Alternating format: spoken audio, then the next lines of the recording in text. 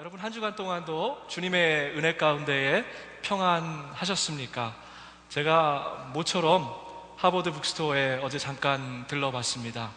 저의 눈길을 크는 그러한 그 두 가지 책 제목이 있었는데, 또 책 얘기하니까 우리 문 집사님 생각이 딱 나는데, 지난번에 우리 칼럼 너무 잘 읽으셨죠? 매달 한 번씩 계속해서 저희에게 귀한 칼럼을 써주실 겁니다. 책 제목이 뭐였냐면 That'll make you smart. 무슨 얘기예요? 너를 스마트하게 하는 그러한 것들이란 책인데, 요즘 하여튼 스마트가 대세예요. 스마트폰 하여튼 제가 요즘 목회를 하면서 참 지혜가 많이 필요해서 그 책에 손길이 거의 가려고 했습니다. 어떻게 하면 똑똑해질 수 있을까? 스마트한 목회, 똑똑한 목회 어떻게 하나? 그런데 그 옆에 또 다른 책이 하나 있었어요. 무슨 책 제목이냐면 Are we getting smarter? 우리는 점점 똑똑해지고 있는가? 두 책이 굉장히 contradictory한 그런 책이잖아요. 똑똑해질 수 있는 법, 우리는 과연 똑똑해지고 있는가? 두 책 사이에 망설이다가 약간 좀 이 책이 더 끌리는 것 같아서 그 책을 들었습니다. 그 책의 내용은 이렇습니다. 한 문장으로 요약하면 이래요. 우리 세대가 우리 어르신들 세대보다 IQ가 월등하게 높아졌대요. 그런데 그 저자가 질문하고 있는 것은 뭐냐면, IQ는 높아졌는데 과연 정말 똑똑해지고 있는가라는 그러한 질문이었습니다. 충분히 공감이 가는 질문이었어요. IQ, 지능지수 말고 그런 건 없지만 한번 만들어 봤으면 좋겠어요. SIQ, Spiritual IQ, 이런 게 있다, 영적인 지능지수가 있다라고 하면 좀 우린 그런 질문 던져볼 수 있을 것 같아요. 과연 우리들은 영적으로 in a spiritual sense, 영적으로 점점 더 스마트해지고 있는가, 똑똑해지고 있는가라는 질문을 던지고 싶습니다. 혹시 우리는 그런 착각을 할지 몰라요. 너무 좋은 공동체에서 너무나 좋은 성경 공부, 그리고 오늘 찬양 너무 좋았잖아요. 그런 예배 가운데 우리의 영적인 지수는 조금씩 높아지는 것 같아요. 그런데 과연 우리 신앙의 선배들과 비교해 봤을 때 우리가 영적으로 더 깨어있고, 영적으로 더 민감하고, 영적으로 더 똑똑해지고 있는가 하는 것은 여전히 퀘스천 마크, 물음표를 던질 수밖에 없는 것이지요. 수백 년 전에 청교조들이 이 땅에 왔습니다. 추위와 배고픔 때문에, 또 질병 때문에 그 첫 해 겨울에 수많은 청교도들이 낯설은 이 땅에서 목숨을 잃었습니다. 여러분, 그 플리모스에 가보셨어요? 그 청교도 마을 플랜테이션 가보셨어요? 지금은 관광지가 됐어요. 그런데 제가 거기에 가서 상상을 해봤습니다. 수백 년 전에 우리 신앙의 선조들이 이 땅에 발을 내줬을 때 그것은 아마 아무것도 없는 황량한 모래바람만 부는 바닷가였을 것이다 라는 생각을 해보았습니다. 온갖 어려움 가운데에서 그들은 첫 열매를 하나님께 드렸습니다. 자기 집을 짓기 전에 먼저 마을 중앙에 높은 곳에 교회를 지었습니다. 예수님 중심의 삶, 예배자 중심의 삶으로 그들의 미국 생활은 시작되었던 것이지요. 두 가지를 배우고 싶어요. 복잡하게 꾸미지 않는 그러한 화려하지 않은 단순함, 내 은혜가 내게 족하다, 그러한 자족하는 마음, 그런 것들이 사실 청교도의 전통 가운데에 있었잖아요. 21세기 보스턴을 살아가는 우리는 어떻습니까?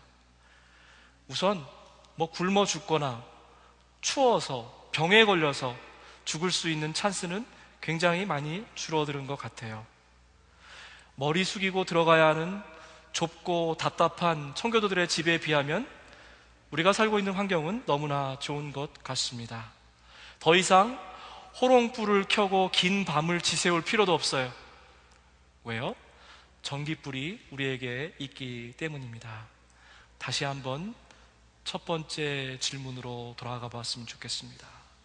우리는 영적으로 점점 더 똑똑해지고 있습니까? 대답은 아니올시다 인 거예요. 눈 뜨면 새로운 물건이 홍수처럼 쏟아지는 세상을 살아가고 있습니다. 얼리 어댑터가 안 되면요, 촌티 어댑터가 되더라고요.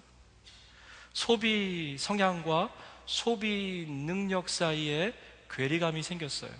이것이 현대인들의 불안감과 현대인들의 불만족스러운 것, 자기의 능력과 살 수 있는, 바게인할 수 있는 능력 사이에 그 차이 때문에 이런 일들이 벌어지게 되었습니다. 때문에 우리는 기쁨과 감사를 우리 삶 가운데에서 잃어버리게 되었죠.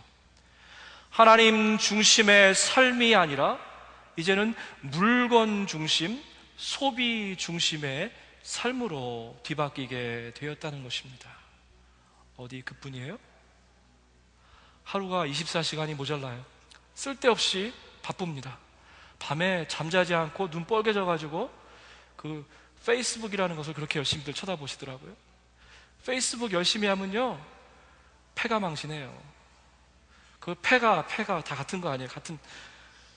다른 사람들 휴가 가서 찍은 아름다운 여행 사진이나 둘쳐보고 그들의 신변 잡기를 살펴보는데 왜 그렇게 많은 시간을 쏟아 부으십니까?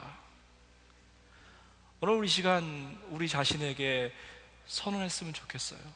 Enough is enough. 여러분, 우리의 시간이 페이스북보다 더 중요하다는 걸 아셔야 돼요. Stop it! 여러분, 우리를 둘러싸고 있는 물질적인 환경보다 우리가 하나님 보시기에 더 소중한 존재라는 것을 오늘 좀 깨닫기만 합니다. 마귀는 하나님으로부터 우리의 시간과 관심을 떼어놓으려고 계속해서 공격한다는 거예요. 우리가 만약 우리의 시간의 청지기가 될 수 있고 또 하나님께 우리의 관심을 온전히 쏟을 수 있다라고 하면 마귀는 아마 금세 쫓겨나갈 것입니다. 자, 여러분, 우리의 영적인 똑똑함이 어디에서 옵니까? 많이 성경 공부해서 영적으로 똑똑해집니까? 힘쓰고 애써서 우리가 영적으로 똑똑해지는 것입니까? 아니죠. 하나님께 철썩 달라붙어 있기만 하면 우리는 영적으로 똑똑해질 수 있다는 거예요. 영적인 스마트함은 하나님으로부터 온다는 것입니다. 자기 머리만 꼭 붙잡고 자기 힘만, 내 주먹을 믿지, 이런 사람들이 있어요. 근데 제가 참으로 놀라운 사실을 발견했습니다. 내 주먹만 믿는 사람들은 자기 주먹보다 더 큰 사람 앞에서 꼼짝 못한다는 거예요. 바로 꼬랑지를 내리더라고요. 근데 왜 그런 분들이 이상하게도 하나님 앞에서는 그렇게 퍽퍽 소리를 질러댑니까? 왜 그래요? 하나님을 제대로 만나지 못하셨기 때문에 그런 겁니다. 오늘 제가 여러분에게 말씀드리는 건 딱 한 가지예요. 다시 한번 여러분을 우리 하나님 앞에 초대하기 원합니다. 우리 하나님 어떤 하나님이세요? 저와 여러분이 아빠, 아버지 이렇게 부를 수 있는 하나님이신 겁니다. 영어 성경에는 이렇게 기록되어 있어요. 아바, 파더 이렇게 기록되어 있습니다. 아바라는 말은 예수님 당시에 쓰던 아람어로 아빠, 이렇게 친밀하게 가깝게 그렇게 부르는 말이에요. 그게 바로 아빠, 아바라는 말입니다. 하나님을 어떻게 부르시는가? 여러분, 하나님을 어떻게 부르세요? 오늘 재 권사님이 기도하실 때 그렇게 기도 안 하셨잖아요. 거룩하신 하나님, 전지전능하신 하나님, 무소부재하신 하나님, 그렇게 기도하실까봐 제가 속으로 얼마나 떨렸는지 몰라요. 그렇게 기도하는 것은 여러분 포문 잡을 수는 있어요. 그러나 나와 하나님의 거리가 그렇게 멀다는 것을 고백하는 거예요. 하나님을 부르실 때에 두 단어면 충분합니다. 아빠, 아버지. 충분한 말이에요. 더 이상의 말이 필요가 없습니다. 여러분이 하나님과 어떠한 관계가 있는지, 하나님을 어떻게 부르시는지만 들어도 벌써 알 수 있어요. 아빠, 아버지. 거기에 여러분의 가슴이, 여러분의 기도의 제목들이, 여러분의 영혼의 소원들이 거기 꽉 묻어 있잖아요. 어떻게 부르시냐 듣기만 해도 저분이 지금 하나님하고 어떤 교제를 하고 있구나 알 수 있다는 거예요. 예수님도 십자가를 지시기 전에 겟세마네 동산에서 땀방울이 핏방울이 되도록 기도하시면서 이렇게 기도하셨어요. 아빠 아버지, 아빠 아버지, 이 잔을 거두어 주시옵소서. 그러나 내 뜻대로 하지 마시고 아버지의 뜻대로 하시옵소서. 여러분, 얼마나 이것이 위대한 기도입니까? 기도의 응답을, 우리의 삶의 결정권을 아빠 하나님에게 내어드리는 거잖아요. 그런데 우리는 주님의 기도 흉내는 참 잘 내요. 아빠 아버지, 이 잔을 옮겨 주옵소서. 그러나 하나님의 뜻대로 하지 마시고 내 뜻대로, 내 방법대로, 내 시간대로 하시옵소서.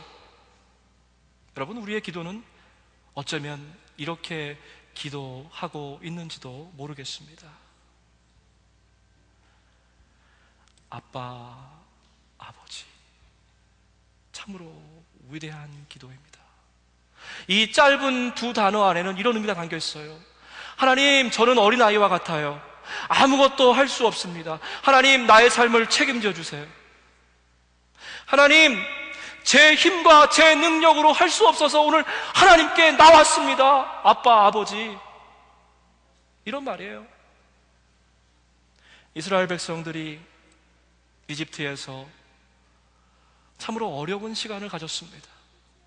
노예로 그들의 삶은 짓이겨졌어요. 그때 하나님을 불렀어요. 아빠, 아버지. 이때 하나님은 그들의 기도에 무한한 사랑으로 응답하셨습니다. 출애굽기 3장에는 이런 말씀이 기록되어 있어요. 내가 진실로 이집트에 있는 내 백성, 내 아들, 딸들의 고통을 보았다라고 기록되어 있습니다. 그들이 울부짖는 소리, 그들의 cry, 아빠, 아버지, 그 부르짖음을 들었다라고 기록했어요. 내가 그들의 고통을 잘 알았다라고 말씀하셨습니다. 사랑하는 성도 여러분, 오늘 하나님과 직통으로 전화할 수 있는 전화번호 제가 가르쳐 드릴게요. 자, 볼펜 드시고 받아 적을 준비하세요. 진짜로 적으시려는 분들 계시네요. 국번은 333이에요. 하나님한테 걸 때 333, 에레미야서 33장 3절 말씀입니다. 너는 내게 부르짖으라. 여러분, 뭐라고 말씀했어요? 부르짖으라, cry. 그냥 건성으로 얘기하는 게 아니에요. 아빠, 아버지. 여러분, 아빠, 아버지라고 하나님께 나가는 것입니다. 너는 내게 부르짖으라. 내가 내게 응답하겠고 내가 알지 못하는 크고 비밀한 일을 내가 보이리라. 하나님께 나가는 전화번호의 국번은 333입니다. 그 다음 거는 좀 익숙하지 않으시니까 써주셔도 돼요. 전화번호는 133이에요 333에 133이에요 133은 뭐냐면 하루에 3시간씩 기도했으면 좋겠어요. 30분씩 기도했으면 좋겠습니다. 그러나 여러분이 하도 바쁘시니까 3분만 기도하세요. 하루에 3번 3분씩 133 그렇게 기도했으면 좋겠습니다. 하루에 3번. 저랑 오늘 좀 약속하십시다. 이따가도 결단하겠지만 하나님 아버지, 아빠 하나님, 하루에 3번 정해진 시간에 3분간 이렇게 기도했으면 좋겠어요. 어린아이처럼 아빠, 아버지 기도하면 하나님께서 여러분의 기도를 반드시 응답하십니다. 이것은 제가 얘기하는 것이 아니라 말씀이 얘기하는 것이에요. 하나님께서 그렇게 약속하셨어요. 하나님은 당신의 신실하신 약속을 한 번도 저버리신 적이 없는 분이십니다. 호세아서 11장 1절 말씀입니다. 이스라엘 백성들이 어린아이처럼 아빠, 아버지 불렀을 때 하나님 뭐라고 말씀하셨어요? 내가 그들을 사랑하사 내 아들을 이집트에서 건져냈다. 구약 성경에 보면 왜 딸은 안 나오는지 모르겠어요. 자매들이 저한테 항상 불만해. 목사님 왜 딸은 안 나와요? 성경을 좀 깊이 아시면 그 아들이라는 말은 남자라는 얘기가 아닙니다. 약속을 상속받을 자라는 의미예요. 하나님의 아들, 딸을 의미하는 것이죠. 하나님은 예수 그리스도로 말미암아 우리를 하나님 아버지의 아들과 딸이 되게 하셨습니다. 너희가 아들이므로, 너희가 나의 딸이므로 하나님은 그에게 아들의 영, 딸의 영을 미리 마음 가운데에 보내주셔서 뭐라고요? 아빠, 아버지라 부르게 하셨느니라. 여러분, 아빠, 아버지가 쉬운 것 같은데요, 성령이 우리 가운데 임한 사람들만, 성령 충만한 사람들만 아빠, 아버지라고 부를 수 있다는 거예요. 기도하실 때 여러분 오늘부터 아빠, 아버지 이렇게 부르세요. 거룩하신 하나님, 무소부재하신 하나님, 뜻도 모르는 그런 하나님 찾지 마시고 아빠, 아버지 이렇게 부르기 원합니다. 아빠, 아버지라고 부르면요, 우리 삶이 바뀌게 돼요. 우리의 신분이 바뀌게 돼요. 우리의 영적인 주소가 바뀌게 됩니다. 그것은 상속자가 된다는 거예요. 유업을 받게 된다는 거예요. 여러분, 이런 귀한 축복을 앞에 놔두고 왜 하나님을 아빠, 아버지라고 부르지 않으십니까? 성서학자들은 로마서 8장이 성경의 보석이다라고 얘기해요. 저도 여러분 100% 동의합니다. 제가 좋아하는 성경 한 장을 고르라고 하면 로마서 8장. 앞으로 몇 주간 로마서 8장을 가지고 함께 은혜를 나누기 원합니다. 오늘 본문은 7장 후반부터 8장 중반까지 제가 의도적으로 잘랐습니다. 그 이유는 뭐냐면 7장에서 있었던 것과 8장에서 놀라운 반전이 이루어지기 때문에 그래요. 여러분 잘 아시는 것처럼 로마서에는 유명한 그러므로 therefore가 두 번 나옵니다. 한 번은 8장 1절이고 다른 하나는 12장 1절입니다. 무슨 얘기냐면 오늘은 8장에 있는 그러므로만 얘기하기를 원하는데요, 뭐라고 기록되어 있어요? 그러므로 이제, 그러므로 이제, 중요한 단어죠. 그리스도 예수 안에 있는 사람은 결코 정죄함을 받지 않습니다. 생명의 성령의 법이 죄와 사망의 법에서 저와 여러분을 해방하였기 때문입니다 라고 기록되어 있어요. 로마서 7장에 보면 율법이라는 말이 무려 31번이 나옵니다. 그리고 8장에는 27절까지 성령이라는 말이 19번 나와요. 무슨 얘기예요? 위대한 반전이 이루어지는 거예요. 7장의 율법이 8장에 성령이 하시는 일로 바뀌었다는 거예요. 죄와 사망에 갇혀있던 자들이 8장에서 이제 생명과 영생으로 들어가게 되었다는 것입니다. 놀라운 반전, 그러므로 라는 것이 그런 의미가 있다는 거예요. 더 이상 이제 사망의 권세에 얽매이지 아니하고 생명으로 옮겨갔다는 위대한 선언문인 것이죠. 사실 여러분, 부모는요, 자식이 말을 하지 않아도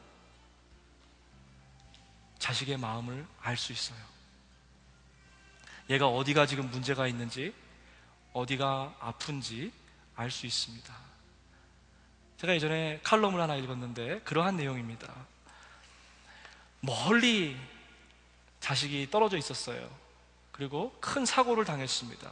그리고 나서 이제 병원에서 회복되고 나서 전화를 걸었어요. 주변에 있는 사람들이 그 사람의 목소리에서 아무런 그런 그 차이점을 발견하지 못했습니다. 그런데 멀리서 들려오는 어머니는 그 아들이 아프다는 걸 알았어요. 어떻게 알았을까요? 요즘 의학하시는 분들이 연구를 해보니까 엄마의 몸에는 이상한 염색체가 있대요. 여자는 XX잖아요. 남자는 XY고. 근데 여자의 몸에는 XXY라는 게 있답니다. 그게 임신 중에 그러한 그 아들로부터 그런 그 성집사님 맞아요? 제가 지금 얘기하고 있는 거 검토를 좀 하고 얘기를 해야 되는데 그렇다고 그래요. 저는 읽은 겁니다. 그러니까는 그런데 그만큼 엄마하고 아이는 어태치 돼 있다는 거예요. 심리적으로 또 심지어 몸으로도 떨어져 있더라도 연결돼 있다는 거예요. 자, 그렇다면 질문이 생겨요. 모든 것을 다 아시는 하나님께, 아빠, 아버지에게 우리가 굳이 입을 벌려서 귀찮게 기도할 필요가 있을까? 교회에는 왜 이렇게 귀차니스트들이 참 많은지 잘 모르겠습니다. 그런데 중요한 것은 이거예요. 성경에 뭐라고 기록되어 있습니까? 입으로 시인하여 구원에 이른다라고 얘기했어요. 여러분이 우리 하나님을 아빠, 아버지라고 고백해야만 한다는 것입니다. 그렇지 않으면 우리는 여전히 우리 안에 죄와 생명이 다투고 있고 사망과 영생이 다투고 있기 때문에 늘 죄로 끌려가는 그러한 삶을 살게 된다는 거죠. 바울이 이렇게 얘기했습니다. 내 마음 가운데 두 가지가 있는 것을 내가 발견하게 되었다. 선을 행하려는 마음은 내게 있지만 악이 나와 함께 있다. 나는 참으로 비참한 사람입니다. 우리 개역성경에는 우리가 암송하는 말씀에 어떻게 기록되어 있어요? 오라, 나는 참 곤고한 자다. 누가 사망의 몸에서 나를 건져낼 것인가? 누가 나를 이 사망의 몸에서 건져내겠습니까? 하나님의 형상대로 우리는 지음받았어요. 저와 여러분의 몸 가운데에는 하나님의 DNA가 있다는 거예요. 그런데 에덴 동산에서 죄를 졌습니다. 그리고 나서 하나님으로부터 점점 멀어지게 되었어요. 하나님은 우리에게 오늘 말씀하십니다. 너희에게 오늘 아들, 딸의 권리를 회복시켜 주겠다라고 말씀하시는 거예요. 잃어버렸던 상속자의 위치를 회복시켜라라고 오늘 도전하시는 겁니다. 어떠할 때에? 아빠, 아버지라고 우리가 고백할 때에. 누구든지 그 이름을 믿는 자들에게는 영생, 하나님의 아들, 딸이 되는 권세를 주셨나니, 성경이 그렇게 고백하고 있잖아요. 단 한 가지 중요한 조건이 있습니다. 저와 여러분의 입술로 아빠, 아버지를 고백해야 되는 거예요. 아빠, 아버지. 우리가 이렇게 부를 때에 우리의 신분은 죄의 노예에서 영생을 상속받는 하나님의 아들, 딸로 바뀌게 된 것입니다. 그렇기 때문에 수많은 기도들이 있지만 아빠, 아버지라고 하는 기도는 너무나 소중한 기도라는 거예요. 육신을 따라 사는 사람들은 육신의 일을 생각해요. 자기가 스마트하다고 생각할지 모르겠습니다. 그러나 그 끝은 사망이다라고 오늘 본문 말씀은 이야기하고 있습니다. 성령을 따라 사는 사람은 아무리 열심히 살고 바쁘지만 그 마음 가운데, 그 머리 가운데, 가슴 가운데 그 사람을 지배하는 것은 성령이라는 거예요. 삶이 본질적으로 다르다는 것입니다. 우리의 지향하는 바가 궁극적으로 다르다는 거예요. 우리의 갈 길이 완전히 갈라진다는 거예요. 하나는 육신, 하나는 성령이라는 것이죠. 육신의 생각은 죽음이지만 성령의 생각은 뭐라고요? 생명과 평안이다 라고 얘기했잖아요. 제가 계속 여러분에게 거듭해서 평안을 강조합니다. 만약 여러분 마음 가운데 평안함이 없다라고 하면 나는 아직도 성령 충만하지 못하다라고 생각하시면 돼요. 내 마음 가운데 기쁨과 감사가 폭발적으로 솟아나지 못한다고 하면 나는 아직도 육신의 길을 따라가고 있다라고 생각해도 별로 다르지 않습니다. 내가 성령 충만인가 알 수 있는 마음의 지표는 뭐예요? 평안, 소망, 기쁨, 감사, 이런 것들이에요. 반대로 이런 것들이 없다라고 하면 다시 한번 하나님 앞에 나오기 원해요. 아빠, 아버지. 말씀을 마치면서 핸드폰하고 우리의 기도가 어떻게 다른지 좀 설명드리겠습니다. 핸드폰은요, 저도 무지하게 핸드폰을 많이 쓰기 때문에 미닛이 많아요. 그런데 때로 넘어갈 때가 있습니다. 기도의 특징은 뭐예요? 통화 시간이 언리미티드에 있다는 거예요. 여러분은 언제든지 하나님과 마음껏 기도하세요. 무료예요, 무료. It's free. 여러분 마음껏 기도하세요. 통화 시간도 제한이 없습니다. 핸드폰은요, 저 뉴햄셔 가니까, 산에 가니까 안 터지더라고요. 기도는 통화가 불가능한 지역이 없어요. 아무 데서나 할 수 있습니다. 여러분 샤워하시면서, 운전하시면서, 요리하시면서, 아이들 돌보면서 아빠, 아버지 기도할 수 있어요. 핸드폰은요, 한 번에 한 사람만 통화할 수 있어요. 순서가 바뀌었네요. 보낸 메시지가 어디에 남아요? 통화사 기록에 남습니다. 그런데 여러분의 기도의 내용은 어디 남아요? 하늘나라 기도 대접에 남아요. 핸드폰은 한 번에 한 사람밖에 통화 못해요. 기도는 얼마나 좋습니까? 합심 기도할 수 있고, 짝 기도할 수 있고, 손잡고 기도할 수 있고, 춤추면서 기도할 수 있고, 얼마나 좋아요. 다양한 방법으로 기도할 수 있습니다. 핸드폰에는 여러분 수많은 사람들의 번호를 입력해야 돼요. 여러분의 기도의 전화에는 전화번호 하나만 기억하면 된다니까요. 333-133. 너는 내게 부르짖으라 내가 내게 응답하게 하고, 하루에 3번 3분씩 기도하면 되는 거예요. 여러분 이제 함께 결단하기 원합니다. 오늘 저는 아주 근본적인 거를 여러분들에게 도전하는 거예요. 여러분 하나님과 얼마나 가까우세요? 하나님 뭐라고 부르세요? 언제 마지막으로 아빠 아버지, 아빠 아버지, 아빠 아버지, 나는 아무것도 할 수 없어요. 아빠 아버지, 내 삶 가운데 찾아와 주셔서 나의 정신없음과 나의 바쁨과 나의 모든 핑계를 이제 내려놓고 아빠 아버지하고 귀한 교제하게 해주세요. 내 힘과 내 머리만 믿고 살았는데 이제부터는 아빠 아버지, 저를 좀 도와주세요. 이렇게 기도하시기 원합니다. 적어도 이번 한 주간만이라도 여러분 저와 약속하십시다. 저도 그렇게 할게요. 하루에 3번 3분 많은 시간도 아닙니다. 하루에 3번, 아침, 점심, 저녁 3번. 그리고 여러분의 기도를 이렇게 시작했으면 좋겠어요. 아빠, 아버지. 함께 기도하겠습니다. 아빠, 아버지, 하나님, 오늘 다시 한번 저희를 하나님 앞에 초대해 주신 것 참 감사합니다. 하나님, 우리가 입술로는 하나님이 우리의 삶의 주인이라고 고백했습니다. 또 남들이 보는 앞에서는 하나님의 뜻대로 사는 것처럼 꾸밀 때가 참 많이 있었습니다. 아빠, 아버지,